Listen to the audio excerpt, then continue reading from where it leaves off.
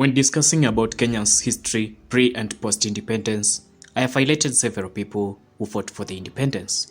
If you've been keen enough, you might have noted that I've never mentioned any woman. I'm not sexist or chauvinist. In today's episode, I'll be addressing an overlooked female character who shaped the fight against the British colonization or occupation in Kenya. What do you think it'll be? Don't overthink. It'll be Mary Muthoni. The name is not popular because unless the lion speaks, we'll always believe the story of the hunter. I digress. The year is 1922 in Nairobi. One of the earliest freedom fighters in Kenya, even before the formation of the famous Mau Mau, Harry Thuku, is behind bars. The station where Harry Thuku is held is Kingsway. The reason for Thuku's arrest is inciting Africans, particularly the Kikuyus, to abscond from work on farms owned by whites.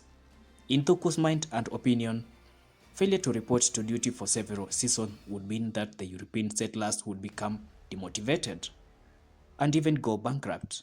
What happens when your business does not recoup its initial investment after several times?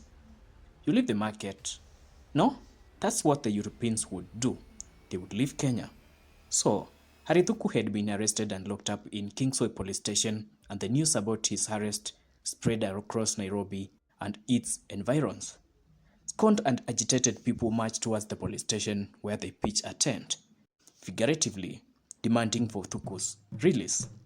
Jomo Kenyatta, whom many Pan-Africans term as a sellout, reaches out to the Kenyan governor at the time, Sir Robert Corridon, telling him to release Harry Thuku. The governor declines the request, but he promises, promises to give Thuku a fair trial and hearing. When Kenyatta tells the crowd what the governor had told him, they become mad at him for not having Harry Thuku released. Now, the men start clashing on the best way to release Thuku, and as such, it becomes hard to come to a consensus.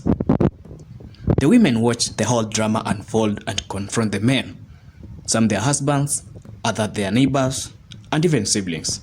According to the women, the men have turned out to be cowards and spineless.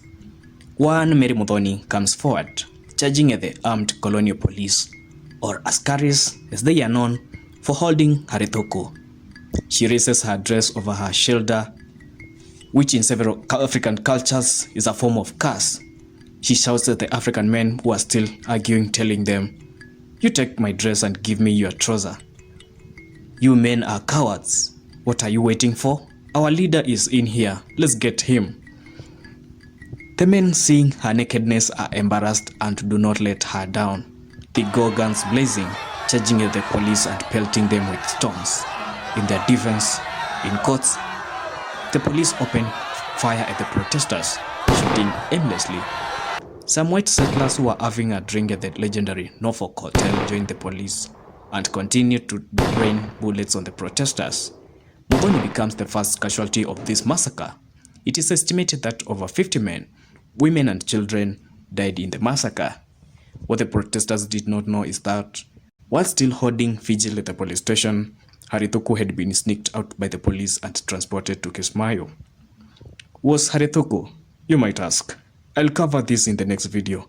Make sure you're subscribed to this channel.